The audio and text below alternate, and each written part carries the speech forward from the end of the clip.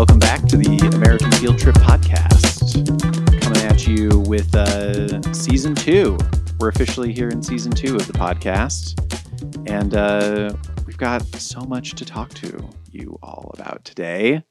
We're very excited. We are very excited. We're very excited. This podcast is brought to you by LL Bean. We're so thankful for them. Wonderful, longtime sponsor of American Field Trip.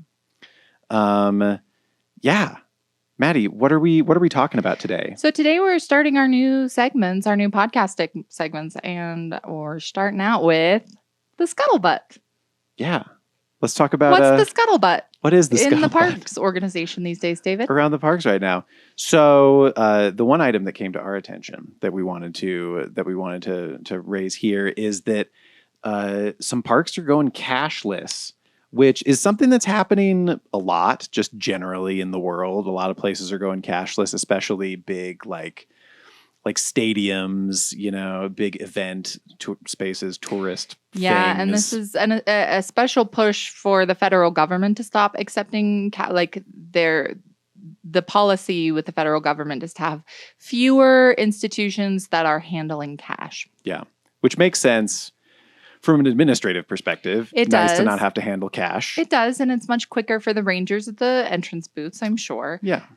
They are being sued. The Park Service is being sued for this because it's an accessibility issue. Some people like the cash. Not everyone has a plastic form of payment.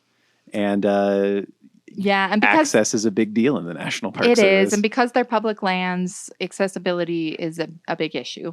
I don't think this affects very many people. It's also not at every site. Yeah, it's just at some.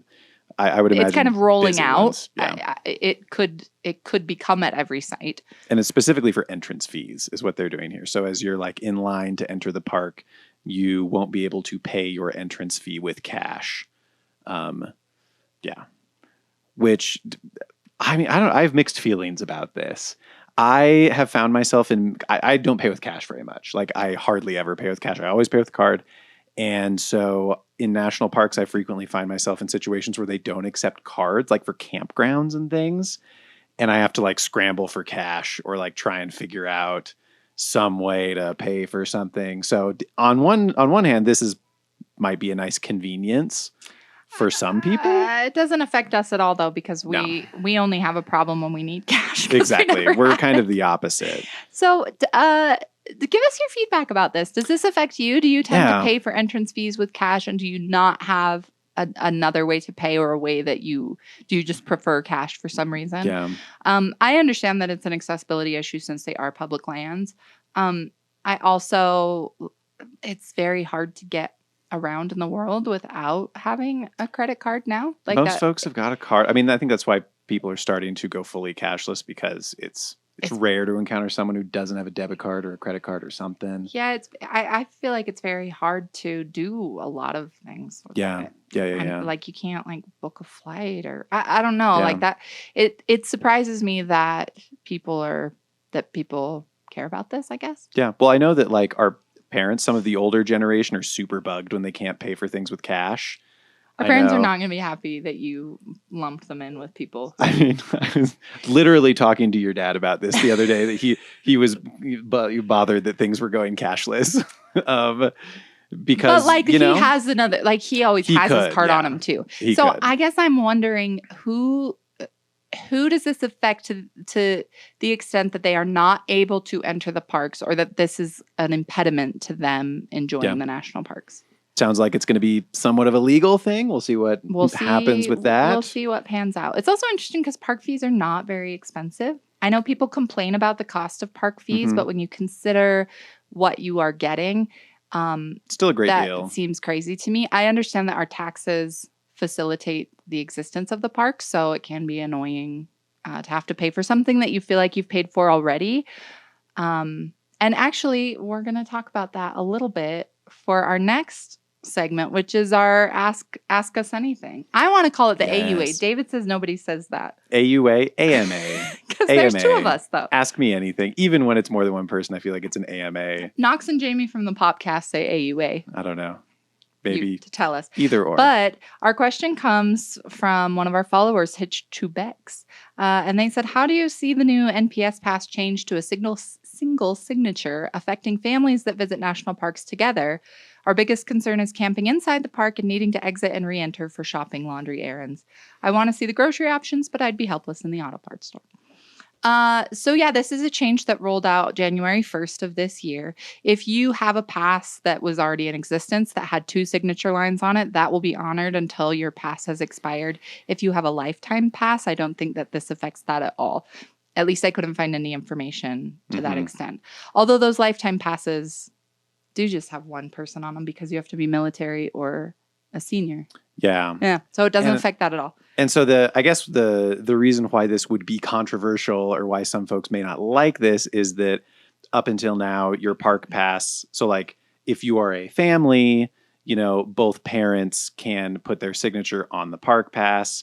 And so either partner can present that pass and their ID to gain entrance to someplace, because technically they're doing this more and more. I've noticed it used to be they would never ask for ID. They'd just be like, great, you got a park pass, go on. But I think as a result of folks probably abusing that and passing around park passes, they check your ID, they compare the signatures, and in theory, your signature on your ID matches the signature on your park pass, and that's how they know that you paid for that park pass. So there used to be 2 lines on the America the Beautiful pass. That's the $80 pass that gets you into all of the sites that are administered by the National Park Service for and other things too. Free. It's the interagency federal any fee for entering like a federal recreation area. Most of it's covered by that. But not state parks. I've had several friends ask me that recently, and it's a different system. And many states park passes, you can get an annual pass for your state parks, but they tend to be more expensive. Yeah, quite a bit more expensive. Quite a bit more. Anyway, so basically, like, crappy people ruined this for the rest of us. Yeah. People who were being fraudulent about using their passes. Try to buy a one pass for the whole village and sharing it around. So that's super frustrating, because what our asker points out is correct for people who camp in the parks, especially for multiple days. You're not always together. You're not always entering all together. So that's going to impact us for sure, because often one of us, if we're staying in a park, will run out to do errands or something. Yeah. So I guess it's always going to have to be the person who has signed their name on the pass. David is usually our errand guy, but I like to take the kids to the park sites that are kind of near us for day trips when David is working sometimes. Yeah. So that's also annoying. So this is a thing that does impact us and probably impacts a lot of families. Yeah. If you are ever entering a park not together. Yeah. Did it just double the price of a national park pass for families? Essentially. Like, you could think of it that way. Essentially, yes. Or you just have to plan around that and make sure that you always have that person with you. Yeah. I think as a way to, I don't think they're doing it for this purpose, but the parks are obviously grossly underfunded. They continue to, the budget was just slashed again. And there is such a backlog of projects and administrative things that need to be done in the parks. Yeah. Entrance fees are a drop in the bucket of that. The park is not making money off. They're making on a whole, so little money on the whole off your entrance fees. Yeah. Across the whole park service, based on what they actually need. So I don't think this is like a money making scheme for the park. I think it really is just cracking down on fraudulent users. But it stinks. It stinks that they have to do this. If families do end up buying more than one pass, I guess that's a nice way for the parks. I know. I'm curious to see. Money. I'm curious to see how it shakes out in practice, because I think that even if, like, assuming, okay, cool, you got to buy 2 passes now, like, it's still a good deal. Even then, I mean, even at $160, if you are a frequent, I mean, that's worth it for us. For us, absolutely. But most people don't visit as many parks as we do in a year, and so. $80 if the park entrance fee is like $25 for a 7-day pass. Yeah. If you're doing 3 park visits in a year, maybe that's worth it. But you can do the math and see if it makes sense. I also wonder how, I think like all things in the park service, a lot of rules and regulations rely on the honor system and are enforced differently by different rangers and different parks. Definitely. You know, I can see this being something that if you are in the situation like, oh, I got to run and get groceries, but like my partner's signature is on this thing, like tell the ranger when you leave. Yeah, Like, I guess I'm sure that this is not something that you're gonna be like, you may not enter, you must pay $25. it totally depends on But who it you depends. get. Yeah. But I would, if I were this person and I were not on the pass, but I were going out to get groceries or whatever, I would check with as you're leaving, I would check with the person Yeah. at the booth and say, hey, I am running out to do this errand. It's my partner that's on the Yeah. pass. We've already come in. We came in all together. Would like, will you let me back in? Mhm. I don't know how they would respond to that. But again, I don't think what they're trying to do is make it so that every family needs to buy 2 passes. Yeah, I don't think a pass for every adult. if that were the case, they would just raise the price of the pass, I would think. Or just make it so that passes were per person, per adult, Yeah. instead of, for like who is in your car. Yeah. So I don't know. I don't know. It will impact us. We'll let you know how it goes. And if this situation arises for us, what happens. And please let us know what happens with you. Yeah. I feel like Do you have an this is experience with I this? feel like this is a question for people who really spend a lot of time in the parks. Mhm. This is not going to impact you if you are just like going on a family vacation.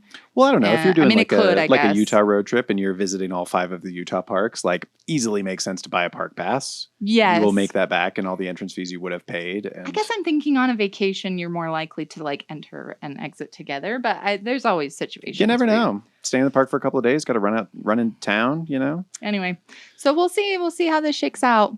Yeah. The poor parks, man. Don't take this out on the rangers. Whatever you do, The poor rangers. it's not the rangers' fault that the No. system is going cashless. It's not the rangers' fault that they changed the pass signature. Like, No. just Write letters to the Department of the Interior. Go.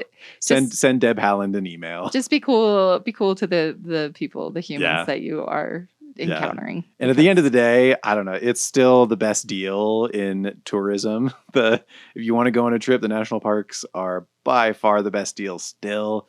And man, do they need the money. So I don't know. I don't know. I'm in a place where I don't mind giving them some extra money because I obviously heavily patronize the national park system. But yeah, but if buying a park pass were a big stretch, and then this is just an extra thing. So I don't know. It's expensive to go places. It is, man. Any places. So comparatively, the parks are such a great deal. But I also understand that, like, I forgot to mention, if you live in a gateway town, a lot of people use the parks to get around, like need to enter and exit parks to just get places in their everyday lives. Or they're such frequent patrons of the parks that, both or whatever adults are in that family are using the pass a lot and individually. Like if you go jog in the park every day. So I feel like the people this will affect the most are actually people who live who live in park communities. And that does suck because I imagine that in that case, you probably really would need to buy a pass for each individual adult that's going in. Kids under 16 are always free. If you have a 4th grader, you can get a year pass for their 4th grade year for your family. Go get that free pass. If you're military, if you're elderly. Yeah. So I don't know. But yeah, I do kind of wish that there was like a separate thing for people who live within whatever like miles. A locals kind of.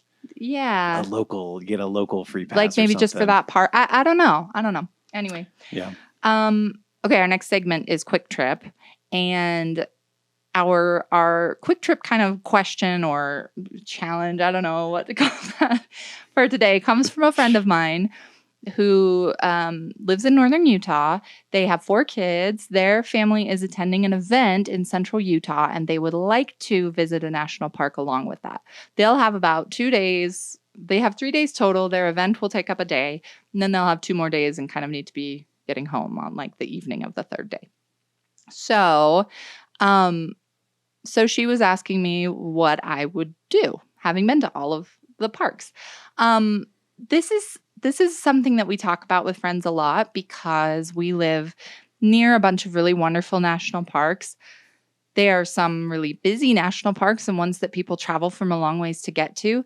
And so a lot of people around here haven't actually been to those parks because Because all of us, I'm You'd be sure, surprised. have like a lot of places that we live close to, and then you've just never. Yeah, you're never a tourist of your own area. You I know, mean, we try to be. We try to be, encourage but that, but we didn't anyway, visit the Statue of Liberty until we weren't living in New York anymore. that is false. I went to the Statue of That's true. Liberty You did a bunch of times because when people came to visit. people came to visit, and David was always at work. I was always at work. Yeah. But yeah, I mean, I think there's something to be said about like undervaluing the things that Yeah. you live close to. So I was thrilled to talk to this friend about stuff that is very near to us. One of the reasons that that's cool is because you can make these places that are kind of close to you a part of your family culture and tradition. Sometimes I'll hear people say that they don't like to revisit places they've already been because there are so many places in the world to see. I guess I understand that on some level, but like not really. Yeah. Because places change every time you visit them. Yeah. You are a different person. Your experience is different. I've never been to a place where I thought, okay, I've done this. I've seen it all. I'm done. Like there's nothing else to experience here. And I like, especially with like a natural, yes. Maybe that could be true of like a city or something or like a specific. I mean, everything's always changing, and the circumstances of your visits are always different, and so you have different experiences. But I love the idea of having a place that your family builds memories at over the years and that you become more familiar with. And I feel like it also takes pressure off of a visit when we can come back. This is not the one time that we're going to be here. We don't have to do everything. Mm-hmm. We can do what feels good. We can do what's enjoyable. It doesn't need to be stressful, especially with kids, because you often have to leave plans on the table when you have little kids. Yeah. So I think that's really nice and wonderful. And what's great about exploring places that are closer to you is that can just be a part of your family culture. You can go back again and again and experience new things. And like times being what they are, it's an affordable trip. It's a fun vacation. Like being able to travel closer to home is something that I really value more and more. Just because if you don't have to fly a whole family. Oh my goodness. Like road trips. Bananas. We should do a whole nother episode about why we prefer road trips to flying. I have so many thoughts on that. We hate flying so much. And I say this as someone, like I fly quite a bit for work and travel a lot for work, like internationally. And this probably sounds like must be nice kind of thing. Like it's not nice because you just you take a really long flight and then sit in a hotel somewhere. Yeah. And I sit in the conference room and then come home. And I mean, it's fun. I enjoy traveling, but it has always struck me going to all of these, kind of sometimes cool cities. I go to cool cities and, landscapes that are on postcards and stuff. And I like America. I like America a lot. Like there's variety, there's cool destinations for sure. But when you compare like, let's all go to Italy. Like that's a big, expensive, long, difficult trip. Or let's go to Nevada, and the landscape can be similar. Like it could be for real though. For real. Hear me out. Maybe like California. Hear me out. California. Yeah.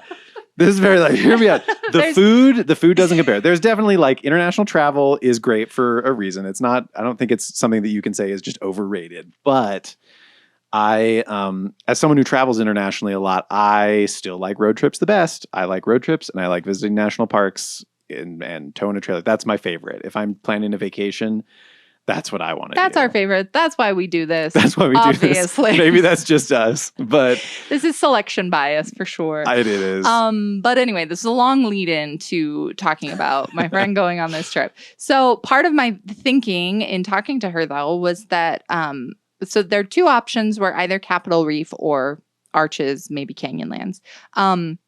There's a lot to do around Moab. Arches and Canyonlands, that's a very full, that would be a very full 2 days. I feel like you could barely scratch the surface. Whereas with Capitol Reef, and as they are going in a minivan, so there's parts of Capitol Reef is not small, but it's kind of a long, skinny guy. And all of the north and all the south bit are mostly accessible. Like they're pretty rough roads. Yeah. You don't have to have. You want a 4-wheel drive. You want an SUV or something to really get to those places. The park says that as long as the road's in good condition, most cars can make it into those places. But frequently it's not. Frequently, like roads wash out and stuff. It's I would feel more comfortable. And where they're going with little kids and where they haven't been before, focusing on the middle kind of Fruta section of Capitol Reef, I thought would be the perfect way to spend those 2 days. It's also closer to their event in central Utah that they're going to, and not too far from home, so they can just like drive home on the night of that third night that they're going to be gone. So I recommended Capitol Reef. I'm also biased toward Capitol Reef because it's my favorite of the Utah parks. We love Capitol Reef so much. I feel like it has everything that's really cool about each of the other 4 parks. It has a taste of that. It's like a sampler platter. Yeah. Like There's some arches. There's some canyons. And it's far less busy than any of those other parks. And Yeah. I feel like just a gentler visit. It does still get really busy between like April and October. It's still plenty busy. The campground is often full. But I just feel like it's an easy, it's not like madness in the way that Arches or Zion often is. Yeah. You don't hear about, lines to get into Capitol Reef like you do with some of the Moab parks specifically. And because they're not planning this trip very far ahead, and because they are not going to be camping, they don't have an RV or anything, they're just getting a hotel.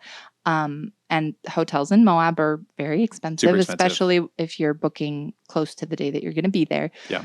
So for all those reasons, I recommended Capitol Reef. Now, I don't know what they're actually going to do, but I will be so offended if they don't. You must take follow our suggestions. This plan. We know you're listening. We're going to follow up. I hope it's helpful to kind of talk through my thinking on choosing this, because we often have to make, as like family travelers, I'm using the universal you, we often have to make decisions like this, where we're choosing one place over the other. And I feel like it's helpful to hear other people's thought processes. Yeah. So here's the itinerary that I kind of laid out for them. So on day 1, start at the visitor center on your way into Fruta. They'd be coming in from the west side of the park. That's a common way to get in, unless you're coming from Moab or like Hanksville, Goblin Valley, whatever. So they'll be coming into the visitor center, stop there, watch the park video, get junior ranger books, talk to the rangers a bit, and kind of take in the little museum area there.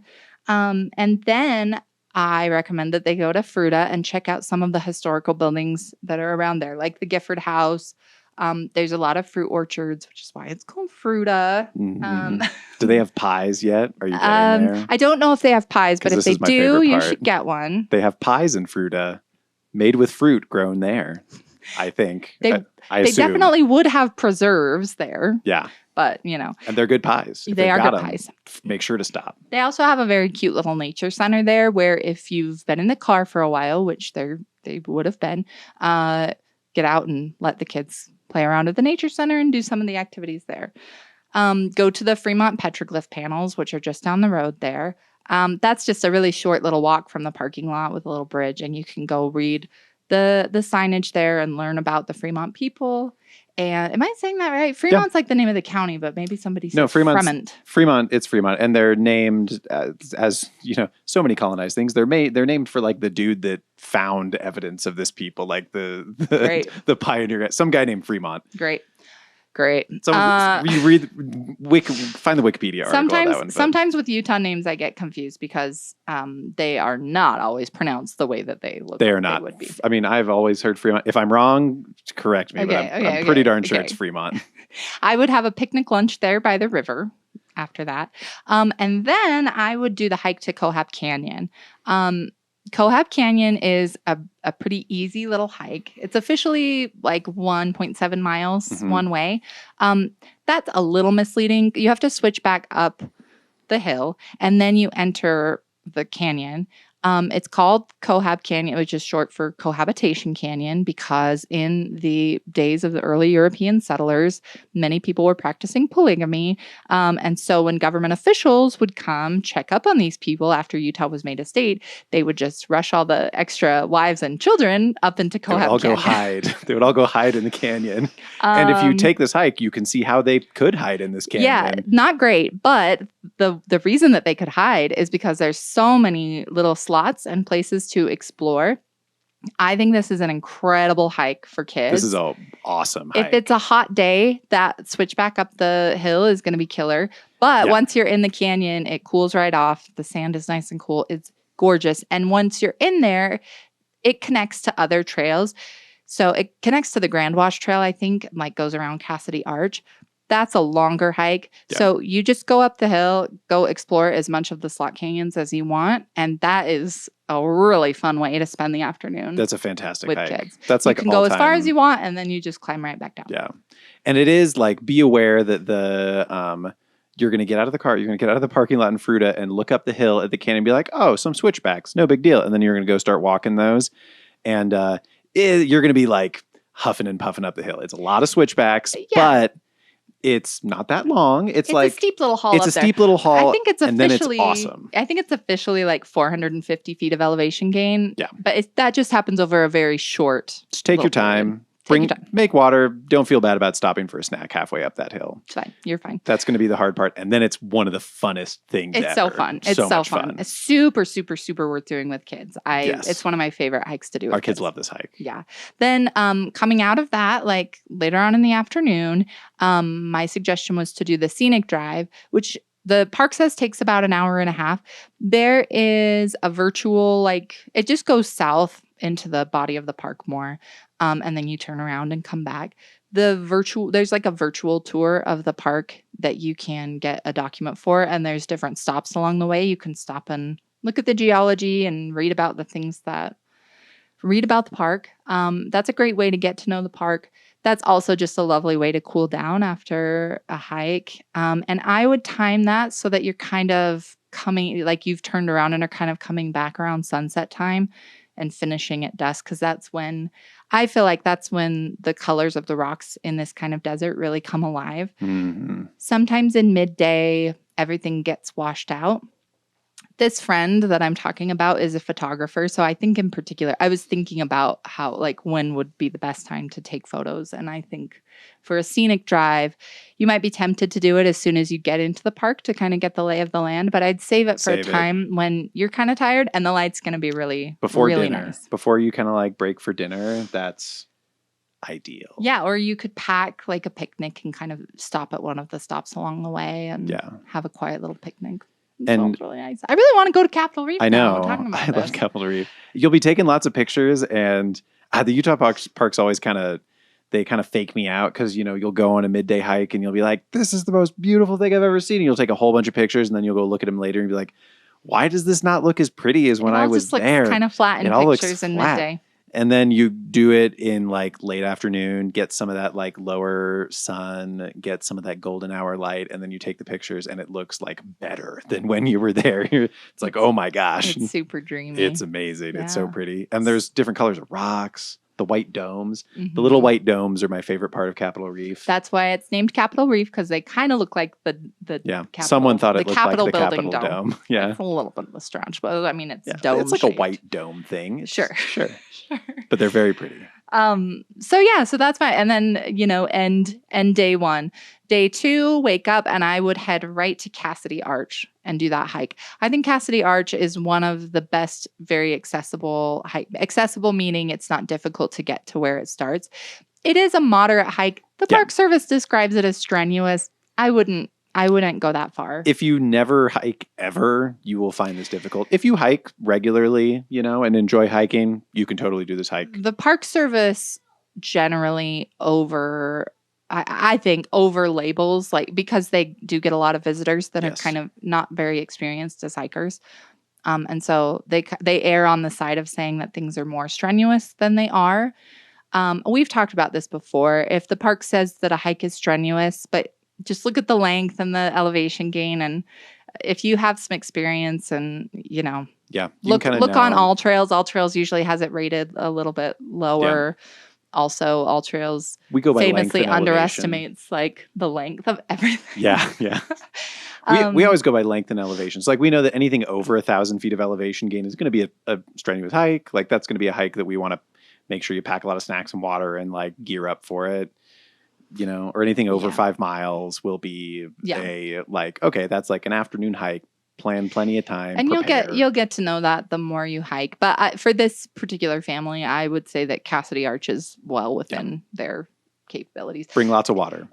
For sure. Bring lots of water. It's about a 3.5 mile hike. I would take a picnic and do a picnic somewhere along the way and make sure that you clean up absolutely everything Don't leave any Don't orange peels or leave trash. anything. Leave Even no if you trace. think it's biodegradable. Don't leave Don't leave biodegradable anything. things. They don't biodegrade in the desert. For real, though. Also, it'll take hundreds of years to break don't leave down. that stuff anywhere. Yeah. If you brought it in, take it out. But yeah. so I would plan. They have like a 4-year-old that's like little weenie legs. So I would plan for like 3.5, 4 hours. Most people hike an average of 2 miles per hour. With kids and taking breaks and having a picnic, like it's like a mile and a half. And with it being like a little bit tougher of a hike. Yeah. Yeah. If you plan for that, you may end early, but you won't be surprised at how long it takes. Yes. If after Cohab Canyon you cannot get enough of slot canyons, you can continue the Cassidy Arch Trail. You are taking the Grand Wash Trail to get to Cassidy Arch. If you continue, you can go to a place called the Narrows, which is like the Narrows in Zion, except no river at the bottom. And that's where the canyon kind of gets its most narrow. Aptly named. For about half a mile. If you do that and take that all the way back to the parking lot, that's going to add like almost 3 miles. So that makes it a significantly longer hike, although there's like no extra elevation gain doing that. Yeah. So if your kids love slots and they're like motivated by that and you want some shade during the middle of the day, I think that would be a great way to extend that hike. And it's super, super beautiful. So there's that. And then in the afternoon, currently, Capitol Reef is having a geology program, ranger program. That's the only program that they have going on right now, but I think it's a daily thing. So you get back from your Cassidy Arch hike, hit that geology program, have a bit of a rest. And then if you're not totally worn out, the Hickman Bridge hike is short and easy. It's not even a full mile, and you can go see another natural bridge. That's a really easy, simple hike with a great payoff, I think. Another really pretty one. And with late afternoon light, I think it would be really pretty. And then I would head to the Goosenecks Overlook to watch the sunset. Oh, I love it there so much. Pretty. The goosenecks are really pretty. It's really pretty. So you're just going to be looking down into the canyon from above. It's like similar vibe to, what is it, Dead Horse Point, the state park? Outside Canyonlands, where you have the big, like, they look like goosenecks. I mean, different, but yeah, they're like on a smaller scale. Similar geologic feature. But similar. Yeah, and then that puts you near the entrance to the west, and you can just zip on home. So that is my long-winded, not very quick trip advice for 2 days in Capitol Reef. It's a great 2 days in Capitol Reef. And now I want to go do it. Yeah, we should go do it. We should join them. Yeah. Okay. Love Capitol Reef. Okay. But yeah. And that brings us to the main topic for today, which is brought to you by LL Bean, our sponsor. If you guys are planning any kind of, spring trip, need some spring gear, need, some boots or some shorts, you're coming out of hibernation and shedding your layers of winter clothing, then check out LL Bean. They got a lot of great seasonal things. And we love them. They gear us up for every hike we go on. We especially love them because they're great supporters of the National Park Foundation. And yes, they're a title sponsor of the National Park Foundation. We love people that love the national parks. We do. They go, you see their logos everywhere. All the Find Your Park posters and stuff have got little bean logos on them. We're like, look at those guys. Good job, guys. We love them. Okay, today we are going to talk about the 5 national parks that we think are the best to visit in the spring. Yes. Time of recording, we're in the middle of March. Mm-hmm. It is spring trip time. Thinking about spring break, thinking about planning some little adventures now that you've remembered that the outside is out there. Now that the snow is melting, the sun's coming out. You're like, oh man, time to go for a hike. You can tell that we belong to a climate that has a real heavy winter. We got a winter, although it was not heavy this year. It wasn't too heavy. But still... Oh, spring. Spring makes me want to go outside. Things are greening up and we're like, oh, remember how nice it is to like walk around and like the sunshine. You don't have to bundle up. It's great. Yes. So these are the 5 parks that we think are real good ones for spring. Are they the best? I don't know. We think we're the best. Well, Argue I with guess us what in the we comments. would say is that we think that spring is the best time to visit each of these parks. Yes. So maybe these are parks that are particularly good in springtime. We're gonna go from West Coast to East Coast. The first 3 parks that we are gonna mention are desert parks. Low desert parks especially are really, really prime in the spring. Yeah. Because wildflowers. Many of these places get wildflowers, and The that snow starts to melt. They get it's a little rain, maybe. it's well, many of these places like don't get low deserts often don't get snow at No. all, but But if they had any, if there's like, if the mountains, or if it's melting from higher up in the mountains, sometimes little streams will be running, yeah. So the first one that we wanted to talk about was Joshua Tree. Yeah. We love Joshua Tree so much. The weather there is really hot in the summer, as you can imagine. And so, fall through spring are the best times to visit. We've done winter and spring visits there. I think spring is the best time to visit Joshua Tree. The desert really does come alive during those times. You see a lot more blooms. You see a lot more green. You're more likely to see wildlife. Everything just feels really alive. Yeah. And the weather is generally in the spring. And the days are longer. Really nice. And the days are longer. Yeah. That's the only downside to a winter visit to a lot of these desert parks is that the days are short. Yeah, it gives you a short day. So we love sunset time in Joshua Tree is like the best time of like any place ever. Yeah.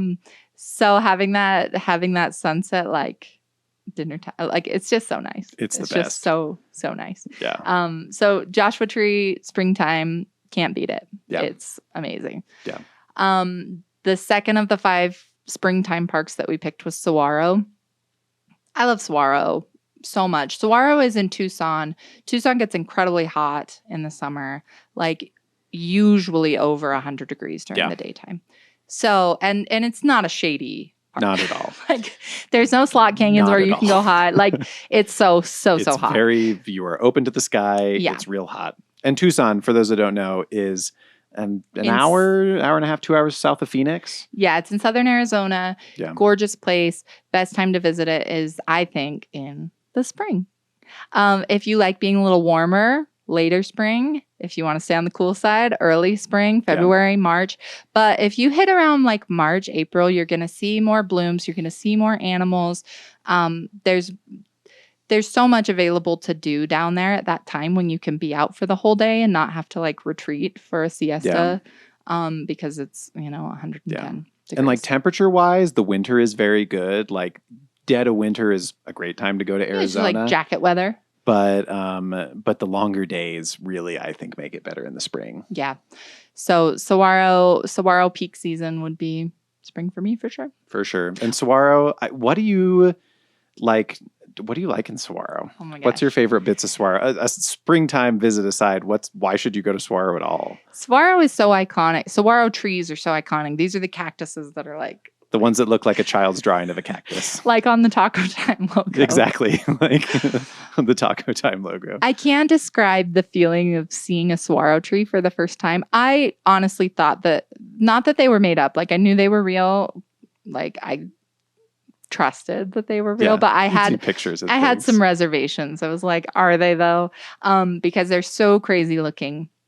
The first time I saw one, I went to visit some family of yours in Arizona, and we were driving out of the airport, and I was like, what are they're here? They're everywhere. They're everywhere. And they are. And they're so sculptural. They have so much personality. My favorite thing about driving around Saguaro National Park is the personality of the saguaro trees. Like they are. They have little characters. They'll be doing little dances. Sassy little poses. Some of them have little skirts. Like the arms are. There are so many little arms around the middle, and it looks like they're twirling or something. I can't explain it. Super fun. It's so magical. The funnest large plant, I think. Oh, they're one of my favorite trees. And they're so interesting, like the life that they provide to the desert, the home that they provide to so many animals, the way that they survive and get water. I really love deserts in general because it's so interesting to me the way that the plants and animals have adapted. Like it makes me appreciate it even more than a wet environment where it's easy to live. I don't know. Maybe because I grew up in the desert, it just I love it so much. So saguaro is also just beautiful. The light in the desert is something else. Like sunset in saguaro is like Joshua Tree. It's incredible. Beautiful. And it's a very, I think of landscapes in terms of like zoomed out landscapes and zoomed in landscapes. Like Glacier is a zoomed out landscape. There's just big huge vistas. views. Yeah. Saguaro and desert landscapes in general are very zoomed in landscapes where you have like little, there's just so much detail in everything around you. And the plants are small and interesting, like weird little cactuses. They're all different colors. There's little critters. There's lizards. It's just like, Yeah, it makes you want to like get down on your knees. And I think zoomed in parks are especially fun with kids because I think that they tend to appreciate that like close up stuff more and like draw your attention to it. More it feels than very the magical. big vista. Yeah, in a very different way than like an epic big vista kind of park. Yeah, I totally agree. So we, if you can't tell, really, really love Saguaro. Yeah. And think that spring is the best time to visit it. Yeah. Also, amazing food in Tucson. Oh, super good amazing food. Mexican food, especially. Great Mexican and you're food. really close to the city, so it's like an easy one to visit and just stay. There's so many options for staying. That is a good point. In hotels in Tucson. Yeah, and the park is split into 2 areas on either side of Tucson, and there's great BLM land camping. Mm-hmm. There's really good free camping, boondocking options like right there. And there's also Tucson with hotels and Airbnbs and things. So you real choose your own adventure on how you want to accommodate yourself while you're there. But yeah, super easy to visit, super accessible. Yep. Yeah. Rad. Number 3. So number 3 is another desert park. We're talking about Big Bend National Park in Texas. So it is along the Rio Grande on the Big Bend in the Rio Grande, which is where it gets its name. So it's along the border with Mexico. And it is one of my favorite parks. It's absolutely beautiful. It is unique amongst the desert parks, I think, because it has both the zoomed out and zoomed in aspects to it. So you have like the big mountains, like the Chizos Mountains and the little basin there where you get these kind of big mountain views that feel like the Rocky Mountains. It's not in the Rocky Mountains, but it's a similar scale. Huge, They're huge. And then you also have all of the kind of desert wildlife and plants and agaves and cactuses and interesting like kind of detail and desert life that you get in some of the southwestern parks. So it's a really cool mix. It is one of the most remote parks in the lower 48, I would say. It's very far away from civilization. You pass any major city in Texas and then keep on driving for a long time. Yeah, it's out very into the far desert. from any large population centers. It is far. And so you really drive out there. Making a trip out there is a bit of an undertaking just because it's far away. But it gets very, very hot in the summertime. Very super hot. So really good to visit in cooler months. And for all the reasons we've been saying, it's really good to visit in the spring. You get later sunsets, longer days. You get a little bit more life. There is a big water aspect to this park because the Rio Grande flows right next. It's the border with Mexico that is also the park border. And so, you get a little bit more water activity, and it's a delightful visit. So you want it to be like a little hot. Yeah, you want it to be a little hot. You want it to be warm enough that you can swim in the Rio Grande, or you can paddle, or you can go to the hot springs or whatever, and you'll be comfortable. Yeah. If it's cold, like getting cold at night, then I like it a little warm. Yeah, so we went in March, right? I think so. We went in March and it was beautiful and green, like as green as it gets and really lovely. We did water stuff. It was a little chilly for water stuff. I think April would be like an amazing time to hit all of those peak things. For sure. But yeah, if you're doing more hiking and no water stuff, maybe on the earlier end of spring so you don't get too hot. But yeah, I think we did some paddling. Spring is ideal. We paddled into the canyon. It has this beautiful canyon that the Rio Grande flows through that you can paddle up into. We touched Mexico, like the opposite wall of the canyon, and also had, I think, is the most magical hot spring experience I have had in the national park. For sure. There was a little hot spring that you can go to, and we went there with some friends at night. And the hot spring it flows into the river, and they've built someone's built a little cement enclosure around it to collect the warm water. but you're in the river pretty much. It's Yeah. like off the bank of the river you go, and there's this warm pool, and there's the Rio Grande And flowing, there's Mexico, like and there's 15 Mexico, feet away. like 20 feet in the reeds across the river.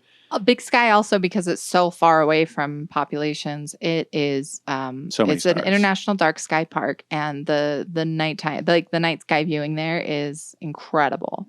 So if you went in the spring and then further lined up your visit with like an astrological event, like Yeah, something like a meteor shower or something would be incredible so, there. So good. Go so sit good. in that hot spring, get, a nice cool beverage, lay in the warm water, watch the stars above you.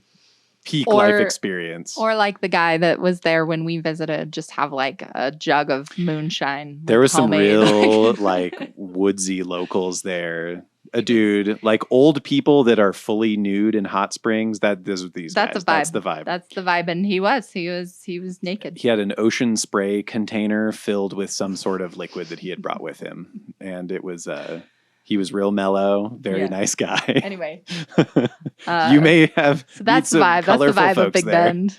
Big Bend's great. Yeah. Yeah. Okay, number 4. Moving east, number 4. This one may come as a surprise to some, unless you live in Cleveland, and that's because it is Cuyahoga Valley National Park. Comes as a surprise to those who forget that it is a national park. And boy, is it. Cuyahoga Valley, I really like Cuyahoga Valley, and for many reasons, but the best time, I think, to visit Cuyahoga Valley is in the spring, and that's because it is just thickly forested, and it has a lot of streams and waterfalls, and all of those things are popping off in the springtime. We visited in the spring, and the leaves are just electric green. Everything just turns neon green. It is so beautiful. And all of the little waterfalls and things really get going as the snow melts off. And it's so magical and fun. It's like this little woodland dreamland. And it is, I don't want to say it's the easiest park to get to. It's very easy to get to. I-80 runs through the middle of the park. And like on a bridge. Yeah. But yeah, we have been to Cuyahoga Valley in every season of the year. Yeah. It's beautiful. I think it's beautiful in every season, but I agree. Spring when the water's really running and it's like peak green, peak mossiness. It's probably going to be kind of muddy. Count on that if you're hiking, especially if it's early or spring. And I might time it for like a little later, like April. Yeah. Although it starts to get muggy. Starts to get real buggy and humid at that point. By summer it's a whole different bug situation to deal with. But yeah, we really like we're Cuyahoga Valley stands. Yeah, I like Cuyahoga Valley. And there's a lot of really fun things. I mean, beyond just the natural beauty, there's a lot of fun stuff in the park. They have a cool little train. If it's running, you go ride this little historic train. Many of the cutest little park volunteers, little old retired people that are just, in all the little visitor centers and things. So many retired Clevelandites. Yeah, because so many people live around there. You get more local volunteers. Unlike in a place like Big Bend, where like there's very few people that live there. So most of the people that work in the park are not local to that area. Yeah. Somewhere like Cuyahoga Valley, you get people that have lived there for decades that tell you about it and that volunteer on their weekends or whatever. And that it's a good vibe. It's a good vibe. We really like that. We really like having local park volunteers. Yeah. But moving on, farther east is Great Smoky Mountains National Park. Smoky Mountains! This is the most visited national park in the park system for many years running. By like double. By like double the next park, which is usually the Grand Canyon. Yeah. So really like we're not, no secret here that it's good to visit, and it's good to visit in the spring.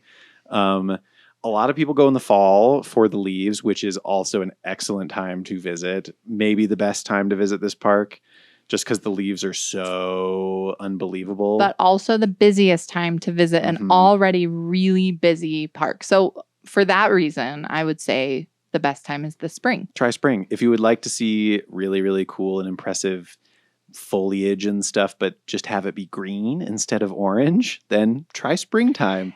More active animals. They're waking up from hibernation. They're excited to be there. Fewer bugs than in the summer. Better hiking weather than in the summer. And there's a ton of water in Great Smoky Mountains. A lot of hikes that go around and to water features and stuff. And the waterfalls in the spring are raging, and they're all popping off, and it's amazing. It's a similar landscape to Cuyahoga Valley, except Cuyahoga Valley does not have mountains, whereas the Great Smoky Mountains has the Great Smoky Mountains. They do have mountains. They're low, the Appalachian Mountains, so they're lower mountains, but you get a lot more kind of up and down, but similar like dense forest and streams and cool little like historic mills and homes and things. Very similar. And it's right next to Dollywood, which, you know, if you're going to the Smokies, go to Dollywood. It's also Dollywood is the real happiest place on earth. Yeah. Very different than a national park, but equally worth a visit. And equally American. Yes. Great Smoky Mountains is never not busy, but like busiest in fall for sure, least busy in winter, and spring is maybe a happy medium where it's not just muddy. And it's really beautiful. You're still going to be dealing with crowds in the spring for sure. But if school's in, you know, do what you can. And we think spring is the best time to visit. Yeah. So those are the 5 parks that we think are best visited in the spring. There's some ideas for your spring break trip planning. Yeah. That's all we got for you guys. There's a lot of thoughts, a lot of thoughts and tips and things. Hopefully some of that is useful. Yeah. But yeah, hit us up in the comments if you got questions. If you have a trip that you're planning, if there's a question you would like to see answered on the podcast here, go ahead and, you know, throw it in the comments. Hit us up on Instagram. And yeah, we'll be back in... We'll be back next week. We'll be back with more. So tune in, subscribe on YouTube, find us on Instagram. Thanks for listening. Yeah, thanks for listening.